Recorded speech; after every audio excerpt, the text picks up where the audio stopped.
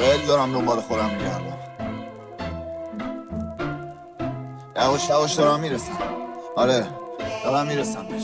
لیدو میکس. هیچ وقت نچسبیدم به اون چیزی که داشتم. روابط اجتماعی همش فریک بود باستم، ولی منم پیش رو نگرفتم. بلیت باختن از خدای بالا سرم، فقط دیدیم چرا سبز وحشی ساختیمش، همیشه کج و ترجیح دادیمش. ترجیح میدیم تا میتونیم نریم سمت آینه، به خودمون زل نزنیم چون حقیقتش تاریکه. غریزه است و طبیعت شریعت فانیه. بریدیم تو ثانیه، تو صدامش طولانیه. تو خودمون راهی ساختیم که با پوش نورانیه. رو بهشتم رو به رو نشست کافیه. جنس نور رو داری وقتش پچه تو کافیه. زمستون دنبال در آپارتمان باز که تو هم بارش مچالشیم، بخوابیم حال باز. با کوچیک‌ترین صدا میشیم بی‌تاب و جا به جا. از این بار به اون بار میریم تو دیوار. منم داشت از این کار به اون کار، سرنوشت تو قلم بود پس عاشق شدم همونجا. فرقی نداشت کجا، اما دنیا میره به کجا. شغال میره اشغال تو زبال، انگشته ها و غبار میشن گله ها. دلار میشن اشتها یا شعار میدم ضد ما. به خدا من تو چشم همه شما دیدم انقلاب. قنوبمون به بالا بس نداریم ترس از اتفاق. اگه پشت هم دیگه نباشیم این رویا اشتباه.